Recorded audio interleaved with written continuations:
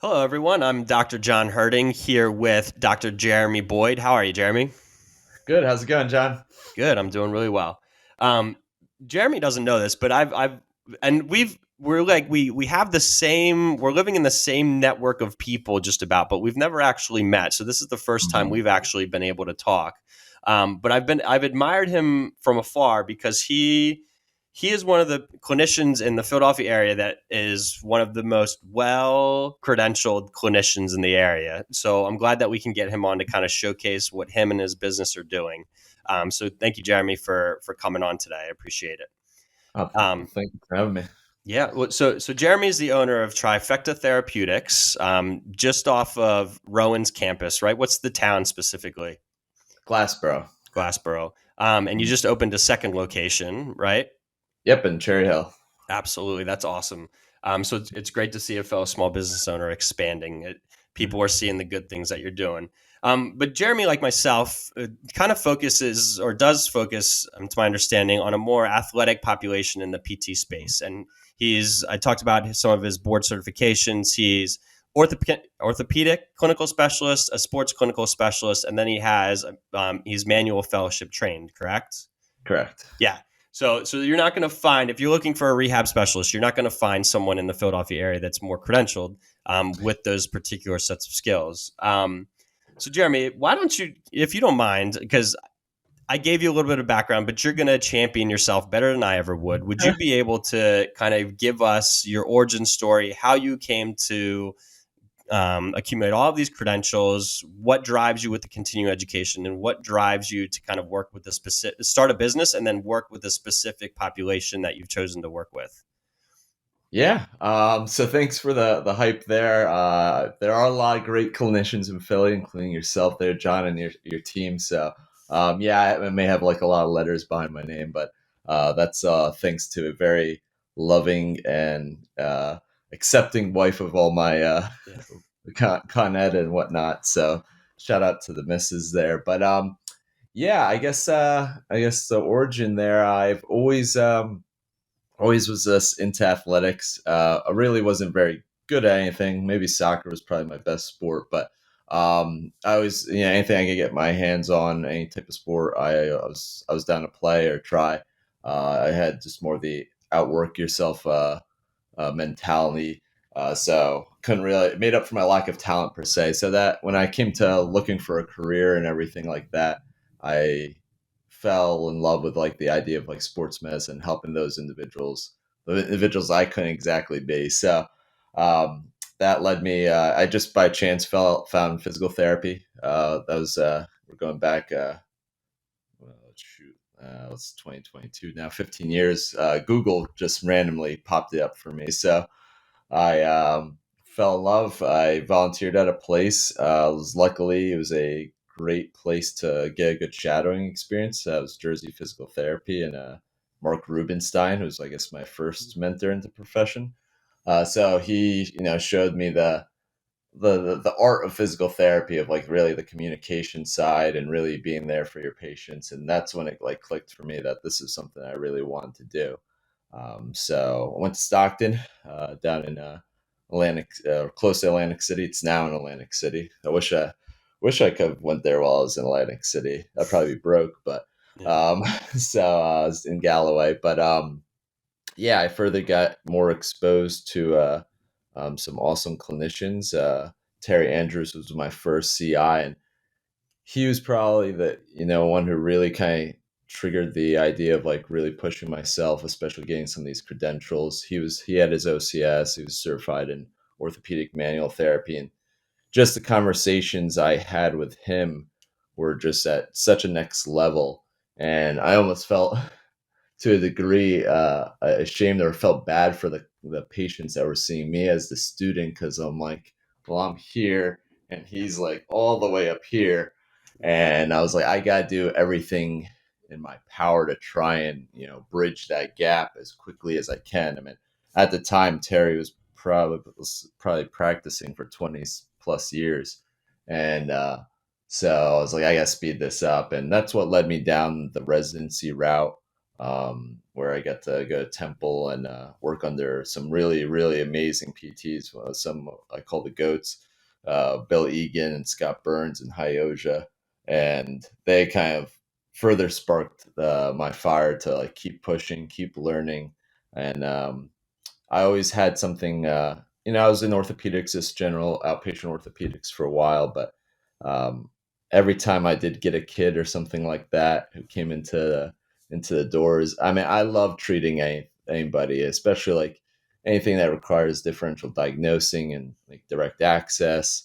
The people that have kind of been over medicalized and haven't gotten anywhere, but there's a just a little bit inside me that when I get someone who's active and more more in the athlete realm, I get a little bit more enjoyment out of it per se, and that's what kind of started up the idea of having Trifecta. I only get them every once in a while where I used to work, and I was just like, why don't I just have something where it's every day, every client that I see has some sort of active goals. So that's what led to Trifecta, and I was also a big goofball. I'm still pretty much a big goofball in the clinic, Mhm. and I was like, it's easier to be you're a goofball in your own clinic versus someone else's clinic where they're like, what the hell's Jeremy doing?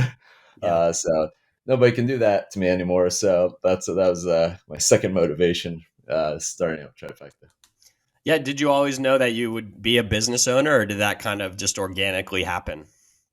No, I actually knew when I got into PT school that was the mission.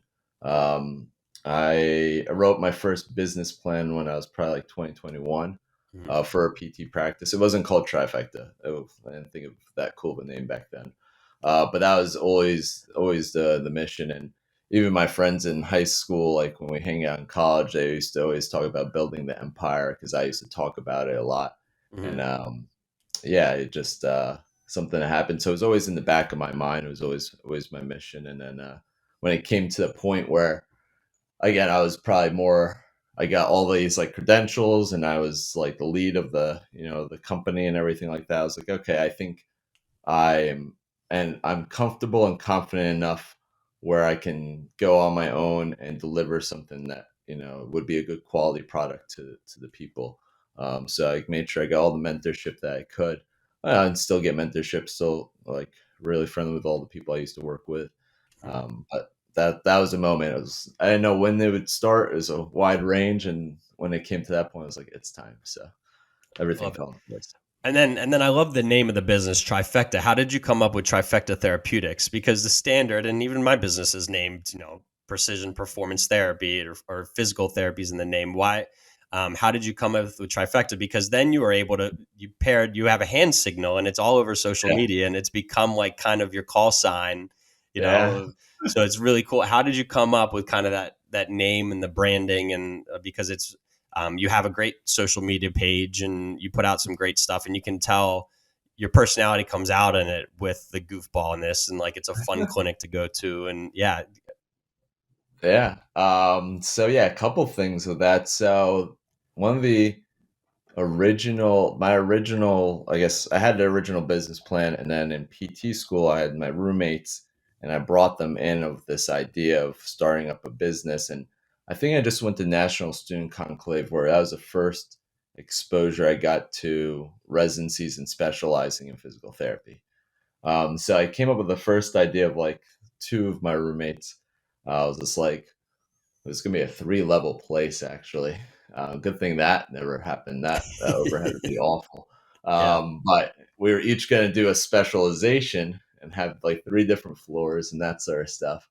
Um, and it didn't work out. Obviously, I didn't go in partnership with any of them. But that was like the idea. Was like I wanted to have three specialties, and I had three passions of essentially orthopedics, sports rehab, and then I'm a big manual therapist. Mhm. So those are my three. There's a couple other three themes. I was number three all through high school athletics. Still my favorite number, obviously. I'm the third boy brother, so there's three of us. And then going into like the logos and everything like that. I'm Egyptian. No, that's a fun fact for everybody. I'm half Egyptian. My mom's from Egypt, so it's pyramids. Okay. So my bud, yeah, Scott Fisher, I told him all these things. He had a clothing company called Amphibia, and he's like, I can make you a logo. And I told him all these things beforehand, and he's like, I got it. And he created that logo. And then from the logo, just talking about it, I think I was with my wife's cousin, Pat, and we were like just talking about it, and we were doing this, which a lot of people think it's Illuminati from like 50 Cent and all them, but Pat developed like the hand sign, and Yeah. um, kind of made this like almost like cultish sort of thing with our business, and it just kind of spread. And the therapeutics part, that's something a little tough on emails writing that out, but Mm. that was my focus group, which was my wife and her family in a group text when I was like, I know it's gonna be trifecta. I just don't know if it's trifecta sports rehab or therapy or this. And I threw therapeutics in, um, and they all voted for that. So that's Mm. how it all came to be. So I wouldn't have it any other way, minus the email. Could have just done Jeremy at trifecta.com or something. Uh, That would have been a lot better. I'm with you. Our emails are like John at Precision Performance PT, and every time I write it out, I was like, "Oh, that's a tongue twister." Like, Yeah, but it's good. I mean, most people know PT and performance, yeah, how to spell it at least. Everybody misses like a T or S in therapeutics somewhere. Even me, I've gotten some stuff where I've rejected my own emails. I'm like, son of a bitch, that was yeah. that was a dumb move, but it works. It works.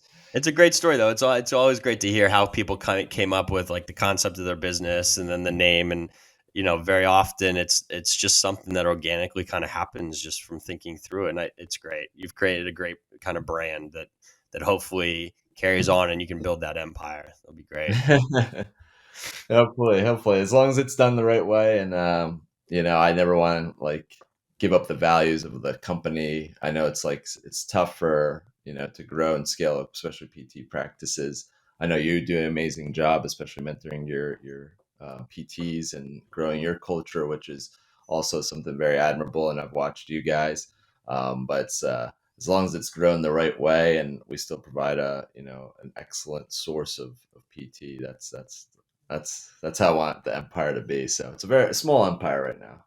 I want Absolutely, and I something and I else. think Yeah. that's where we share the ideal of you never want to grow and lose quality because you want to make sure, especially with the state of healthcare in and what without going too far down this path and what people's perception of traditional PT is. And I think we're Mhm. both, the outliers on that. I think Mhm. you never want to grow. My thought process is you don't want to grow too fast because then you just end up losing quality and you can't provide the product that I know both you and I pride ourselves on providing. Yeah, So, like, if you absolutely. just take this patient first mentality, Mhm. you make sure you do it the right way. Definitely hit the nail on the head with that. Yeah. So you mentioned something very interesting, and I think this is why we've kind of admired each other from afar, is because you noticed when you were in, one of your clinical mentorships that you wanted to close that gap of a 20-year clinician and you as a new clinician as quickly as possible. So you Mhm. you took all of this Con Ed, and I've been in that same place. I feel like there are times where I was at a course every single weekend, and sometimes Mm. it was too much. But in the end, now it's kind of formed both of our practices because we made education early in our careers a priority. And again, Mm. with great significant others that kind of understood that, because there's always somebody else involved in the process of taking care of some of the things on the weekends. But um, talk to me, and maybe this from a slant, we can go towards like a newer clinician, the value of prioritizing education early, and then Mm. how that's helped you provide the best service to um, your patients now. Um, I think that's something that not everybody Mm. wants to do, but I think it should be a driver of why people choose PT. Mm. And I don't think people always realize that they have a choice in PT, but they Yeah. do, especially with direct access and our ability to diagnose. But why was closing that gap so important to you in um, personally as you become the best clinician that you can? Yeah. So yeah, there's I get it with coming out of school per se, or you're most people getting through DPT school get somewhat burnt out. It's a lot of Mhm. hours. It's a lot of money. You're in debt. If you Mhm. get out of school without that, kudos to you. But for most of us, that's kind of the sort of thing. And I think a lot of people come out of school and they're like, "Hey, I can't look at another book or anything like that." But when you really, and if you look at the research of like careers and outcomes and satisfaction with your jobs, those first 2 years are gold. Which I'm glad that I got exposed to individuals that pushed me to really go hard. And well, I still go to school and that sort of stuff, but those first 2 years out of school really define your entire career for the most part. Not saying that you can't, if you're 5, 6, 7, 10 years out, you can't do things now, but it really shapes and grows your career. So, it was like, luckily, I got exposed to it when I was in school. I was just never satisfied. I started my first job in a place where I guess would be the standard or norm in physical therapy, and I wasn't surrounded by the same level of clinicians, and I couldn't do it anymore. I was within the first week, I was looking for a new job. Which advice for any young clinicians out there: please make sure you spend time and watch the place that you potentially gonna work, so that you don't fall into the same pitfall that I did. Mhm. But yeah, I want to be surrounded by people, get inspired more, and continue to kind of close that gap. And the more I learned, the more confident I became, and the more empowered I kind of felt about our profession. I think that's the most amazing thing about this profession is we can offer so much. We really, I mean, APT had a vision 2020. It's definitely been pushed back of us being this autonomous practitioner to being almost a primary practitioner. And I believe we can do that. Just not enough people know that. And it's not even patients. I mean, yes, the standard patient goes in and they just go to place whatever's next to them or whatever it says on a script or whatever it may be, and don't know that there's more to it than just classic hot packs, ice, ice, basic exercises that the next five people are doing the same thing. Mhm. There's more to it. There's clinicians that are going to listen to you, that are going to modify your program, they're going every session and kind of care about you. But you have to kind of find those places. But the students too, or clinicians themselves, if they're exposed to that at the clinical level, that's all they got, and that's what they think this profession's about. And that's why I want to now move. Like, next step is continue to educate the upcoming PTs and that sort of stuff. So we're pushing this profession forward. So each time I did my trainings, whether it's residency, I did fellowship, I just continue to want to expand upon these things, because ultimately I think we should really be the primary neuromusculoskeletal practitioners in all of medicine. There's obviously some, your orthopedists and your sports med doctors. You have amazing chiropractors out there, but I think we're very underutilized in this profession. And if we can kind of level up our games and everything like that, we can certainly attain that position as the primary practitioners. Yeah, absolutely. I think, and that's part of, hopefully clinicians like you and I, and there's a bunch out there, you just have to find them, can help level that up, because I do Mhm. think, similar to you, like the reason I crushed Con Ed in those first couple of years is because I felt like people were entrusting us with their health. Mhm. We need to be able to provide the best service possible, Yeah. right? Because that's a responsibility that I don't always think PTs take as like they should. But if Mhm. someone's coming to you with responsibility to get them out of pain, right? I think that we need to take it very seriously that we can provide them with the optimal service. So how does that help drive your employee culture? And then I know educating up and coming students for both of us is a priority, but how do you promote your clinicians kind of maintaining that same type of educational standard? Yeah, I mean, it's definitely easy. I mean, the clinicians I hire, they've all been students of ours, and during their, I guess, exit interview or things that they say during their time with us is they're organically saying they want to do the same things. So our brand, I guess, is more. We've gone through it. We go through residencies and that sort of stuff. There's different options. There's mentorship groups. There's online groups. There's con ed like courses. There's con ed certs and all that sort of stuff. So whatever routes you want to take. But when they start saying those sort of things, that's when like I want this person on my team Mhm. because I want that person who's never going to settle in a sense. I think the mentality of like, you can never be quite good enough is something that I appreciate in any clinician is like, you constantly want to grow and learn and never stop that. So when you bring that on, you have those sort of things. I want you on my team. Then there's some other factors, of course. Mhm. Just, I guess having some goofballness maybe a little bit, makes it a little easier for the art style culture and whatever it may be. That way it's more of a rapport building with patients and such. But yeah, it's something we definitely, look for. And so we will supply or promote, doing a residency, and that way they can kind of continue doing that because ultimately what residency a lot of it gives is, a lot of that's mentorship.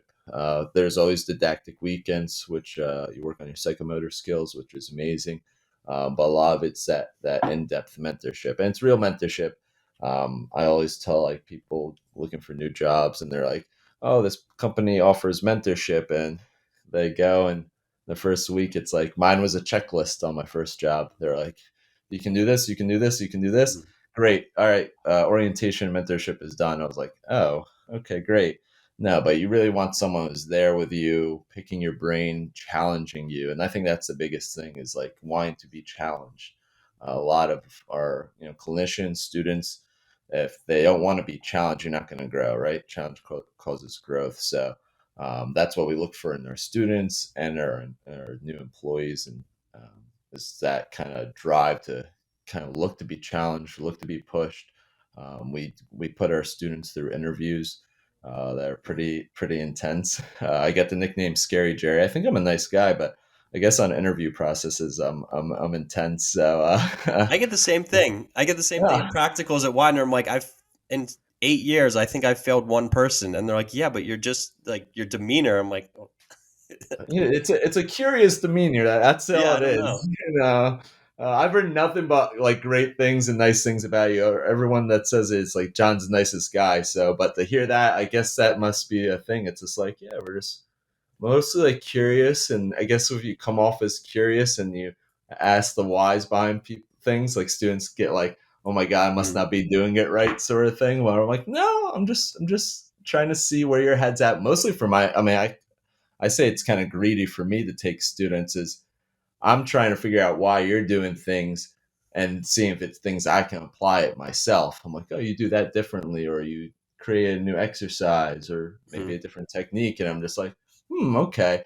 But apparently, I turn my head in a way when I'm like watching from afar, and it Yeah. gives me, I don't know, a look to it. So I gotta work on that, especially during the mask part. Apparently, just my eyes look pretty scary. So I don't know if I need to wear shades in the clinic or what, but Yeah, that's the thing. I think I don't know. It's just like this inquisitive nature because I want to learn as much from them as they learn from me. So like, mm, and very often I'll ask the questions because sure, it might not be the way I do things, but it's an appropriate way to do it. And I want to understand the process. And I guess that just gets absolutely. put off as, I'm scary and whatever. I don't know. Yeah, I don't get it either. I'm like, oh, have I ever been like mad or yelled or like said you can't do that? I'm like, they're like, no, but Yeah. it's still scary. I'm like, all right, I guess so. I think it's just I'll try to do the uncomfortable. smile on. I don't know. I think that'll be scarier from just smiling and staring at you from, the desk away. I think that would be even more concerning. So I don't know. Maybe I'll put cameras up and watch the film later and have a film study. I don't know. I'll have to figure that one out. Or they can deal with it. That's probably just gonna be one requirement is, the owner is just gonna be staring at you randomly throughout the day. So deal with it. Yeah. Absolutely. All right. So talk about what kind of person like as a patient fits really well into your clinic. Like someone searches, physical therapy near me in your area, and what's going to help. What type of person are you really looking for? Who's going to fit into your culture really well? Because I think a culture fit we just talked about like your employees, but also I think a patient culture fit will help them be more successful when you start talking about the psychosocial component of rehab and all that Mhm. kind of stuff. So what kind of patient, when they're really looking for a rehab specialist to best serve their needs, would be a really good culture fit um, coming into the clinic? Yeah, that's a great question. I mean, first things first, again, me and you both are sports rehab. So, I mean, the big thing is you have to want to be active or you're active. Not saying like, oh, I'm totally against sedentary people in a sense. I used to treat them, but I know myself and my clinicians are gonna pour our heart and soul into treating you, which was another like factor I saw like in the PTs I would hire is like the amount of accountability and how many times my students would beat themselves up if something just didn't go quite their way Mhm. versus just like chalking up as whatever. It's just the end of the day. I love that sort of thing. Like, all right, they're hungry to have even better sessions. But if we're gonna do it, it gets to that point where like some of my students or employees are walking out of the day like, damn, I wish I did this and that. If they're gonna put that much out there, we want our patients to be active in the process of rehab. So a lot of obviously active individuals are gonna definitely do that. And then yeah, just be I guess ready to open up. I mean, you mentioned the psychosocial component. A lot of we don't recognize how much our past histories or our current experiences outside the actual pain, what's going on in our life can impact the pain experience. So being ready to open up, and man, that requires building trust and developing therapeutic alliance with your respective therapist. But if you're a very closed mind, you're not going to, spill the beans in a sense, or not willing to kind of talk things through. If we can't figure out where your head's at, it's tougher to rehab those individuals for sure.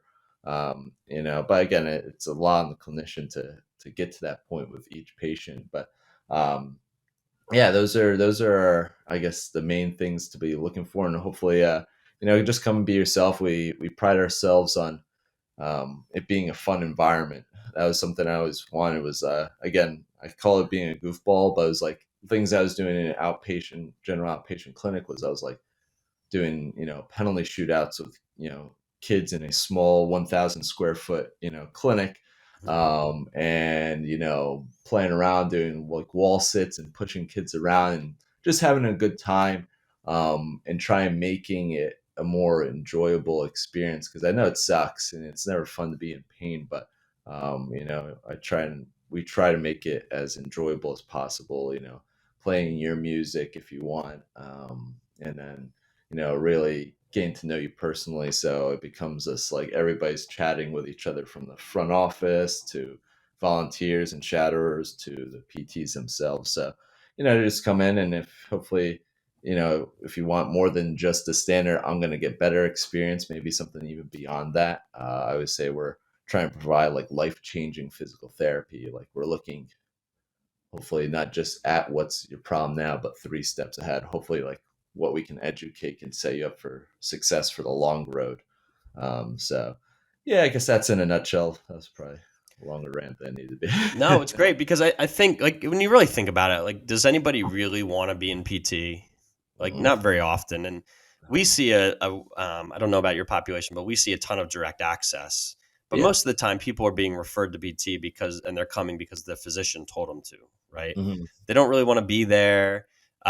But if we can create this welcoming space that's creating connection, is relationship focused and fun, right, Hmm. then that's going to want that people are going to be more apt to come experience the service, to stay, so that we can make those life-changing progressions to make sure that maybe they don't have to ever come back and see us, right? Like Hmm. that would be the goal for most of my patients. Like I want to set you up for success so that maybe you only have to come back because you get like a typical training ache or pain that you need like one session to take care of and you're done. But you're never Yeah. having that like catastrophic injury that you need surgery, like an ACL or something that's a 9 month rehab.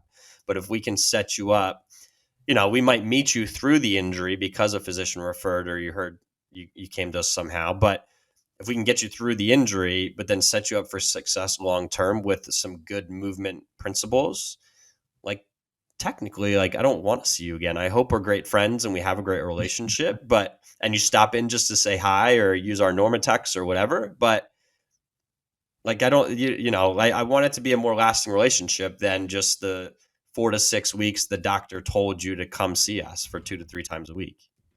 Yeah, absolutely. And you can we're always like a quick text or phone call away for those little things, or hopefully it's more utilized for your successes. Like, oh, I was able to do this. I hit my PR, or Yeah. I got recruited by this college and that sort of stuff. And yeah, I think you hit the nail on the head there. It was just like setting people up for life, and then not having empowering your patients so they don't need to be having services all the time, especially our chronic pain patients, that once you start getting through their history, how many either providers or different medical interventions that these individuals have, even the active ones, they're probably they'll go out and get like 10 different medical services over the years. And I like to be the end of that to a degree. Like what you said, John, is like, yeah, someone may have told you to come in, or a doctor said finally, or a physician said finally, go to them, and be the end of that, where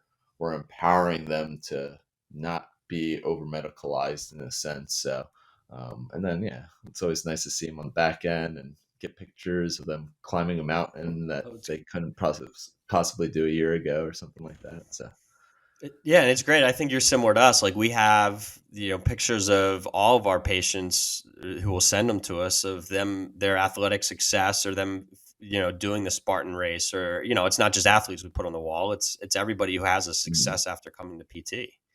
Because Yeah, we want to champion their process and the fact that they're able to do what they're able to do. And like your clinic, we expect people to be active in the process.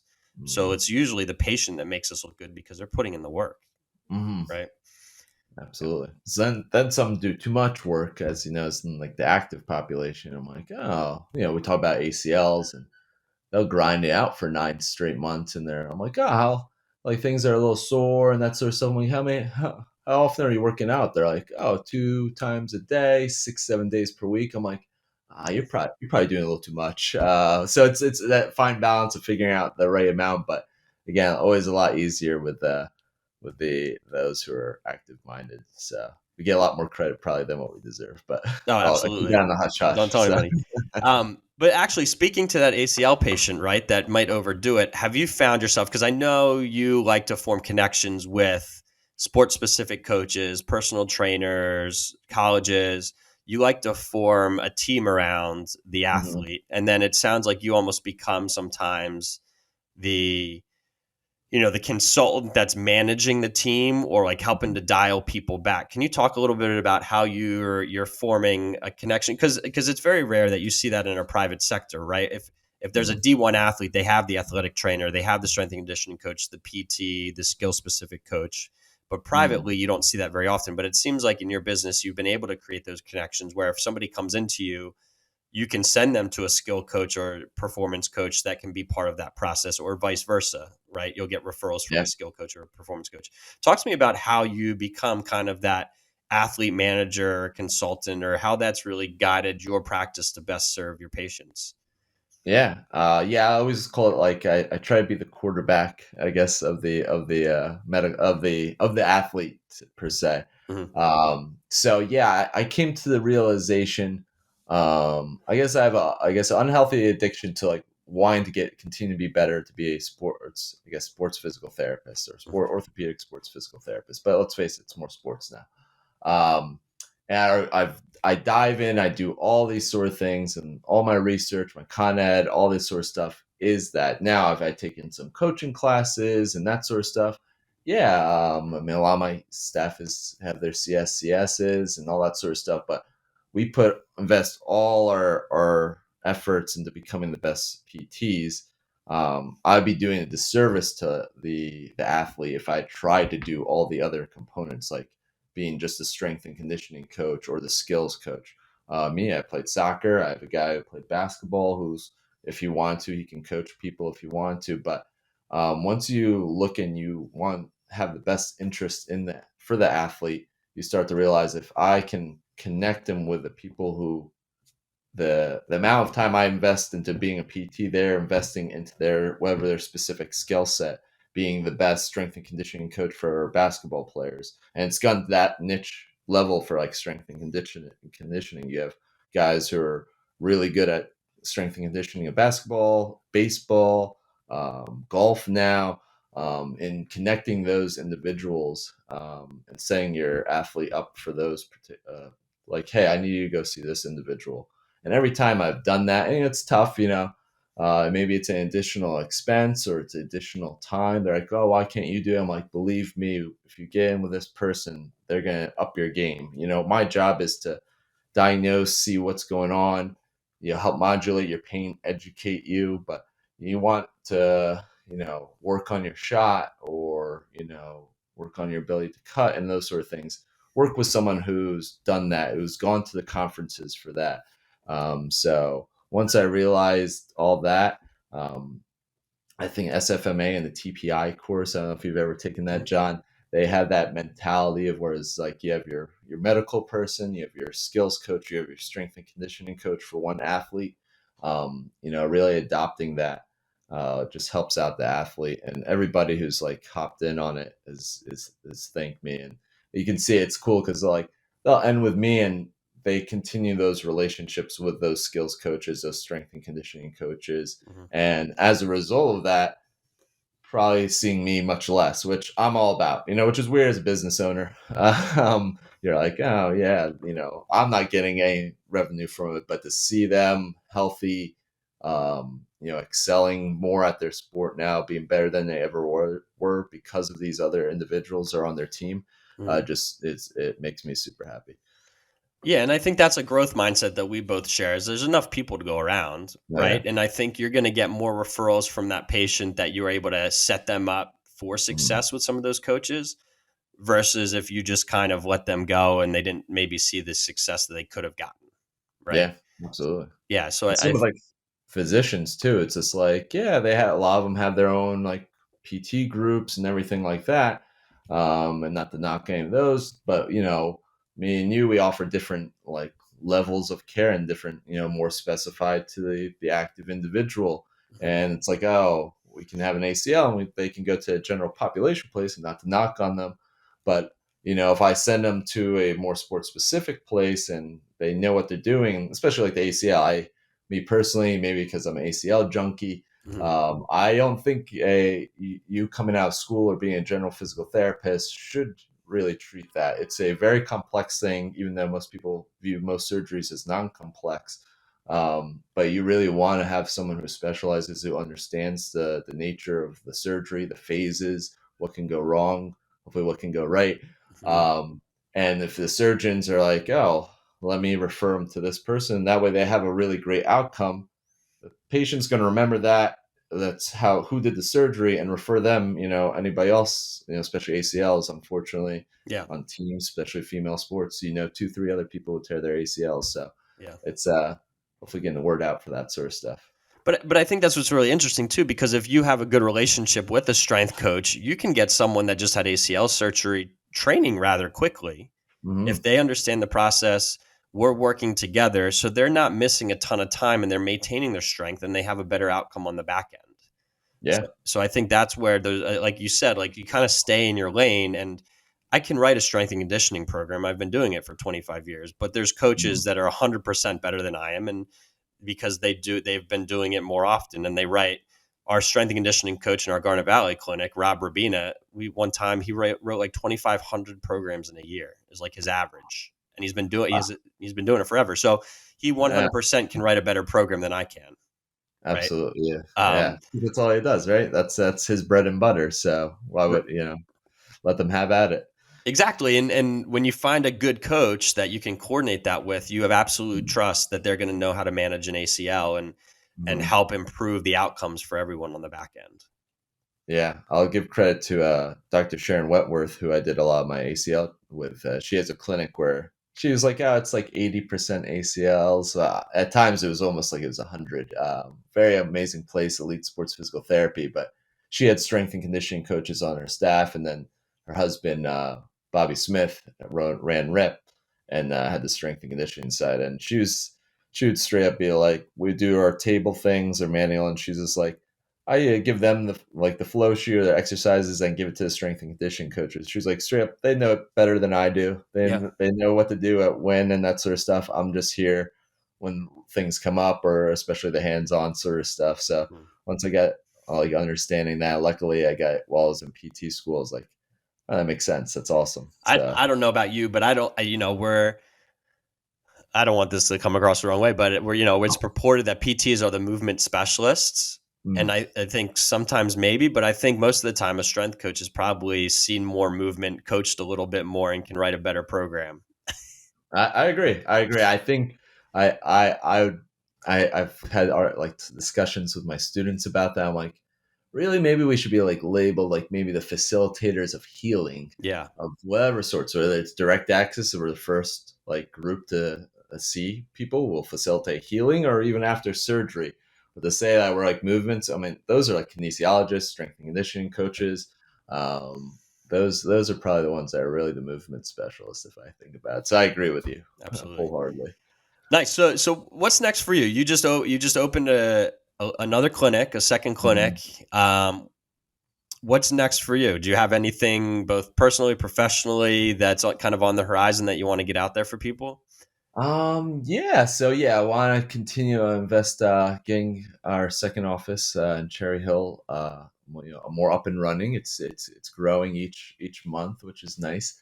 So that's definitely where I'm spending most of my clinical time.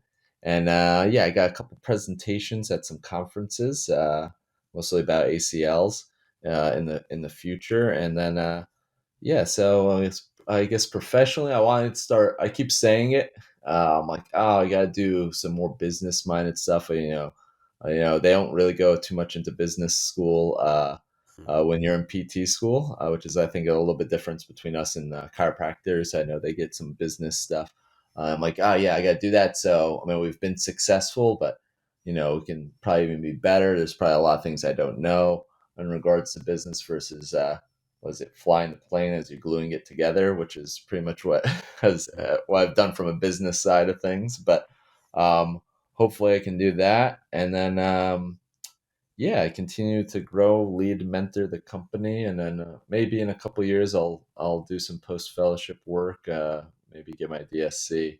That's probably way down the line, and then I guess it's coming time that I always say trifecta is my baby, but maybe settle down a little bit and start a family. But that's probably the personal goals. I got the dog now. I got used to that, and then the Yeah, next step is you know Mrs. Boyd has been very patient, so that's probably the next move. I love it. That's great. So great.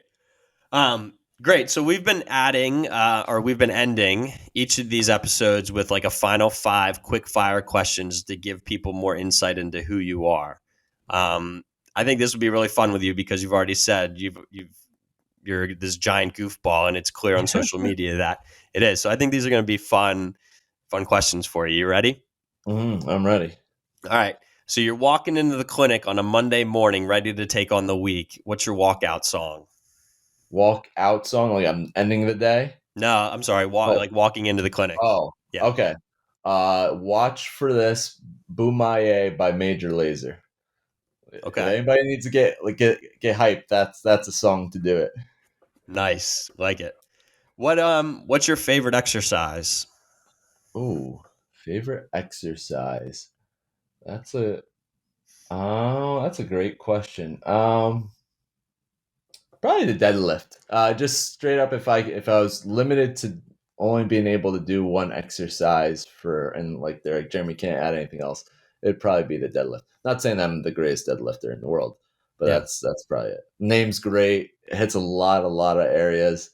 I'm going with the deadlift. Good answer. If you had to eat one food for the rest of your life, what would it be? Ah, it's gotta be pizza. That was the original business plan, was to have a pizzeria as a kid. So I got to stick with my guns there. Ooh, could you go pizzeria PT shop? You know what? That I'll be all about that. To be honest, there's a space next to my other office, so maybe we'll put pizzeria in there. How much rehab do you think we get done with the like wafting smells of like pepperoni and like mozzarella cheese coming through the clinic? Either a lot or absolutely none. Yeah. So I was thinking about like I have a friend in Charlotte who just opened a PT practice in a brewery, and I thought that. And we have a podcast, Nips and Sips, where I talk about beers and that sort of stuff. And I'm Yeah. like, I don't know if that facilitates rehab or just absolutely crushes it. So I gotta talk to him next time. But I've thought about like the PT clinic coffee shop. that's a good It one. just seems like a lot involved in like the food side of things. I don't know. Yeah, I think so. I wouldn't mess around with it, but No. I'm trying to um, simplify my life, not add complication. yeah, absolutely. Along those lines, do you have a guilty pleasure? Guilty pleasure. Like Uh, long walks on the beach? yeah. Hmm. Well, that's a good question. I guess. Well, It's yeah, like, that's going with music and that sort of. I mean, I went to a concert on Tuesday, which was be of the EDM house sort of thing. People think it's weird that doctors listen to that type of music, but I love that sort of stuff. Mhm. So yeah, there it is. Going to like concerts and like especially EDM style ones with my wife. So there's my guilty pleasure. It's out Nice. there. And then what's your favorite thing about the Philadelphia area? Ooh, it, that's a good question. I mean, definitely the vibes of Philly. New Jersey gets a knock. It's not the nicest people, but I love the just the energy of like Philly itself and how it kind of spreads into especially the South Jersey area. I'll talk smack on the North Jersey, being I'm more from Central North, but Yeah. people are a lot kinder. They go out of their way a little bit more, and the energy, especially along the sports side of things, and that blue collarness. I think that's something special. So Philly's one of my favorite cities. Luckily been able to travel a lot because my wife works for the travel industry. But Philly always remains one of my favorite cities, and I think a lot of it's because of the energy from it.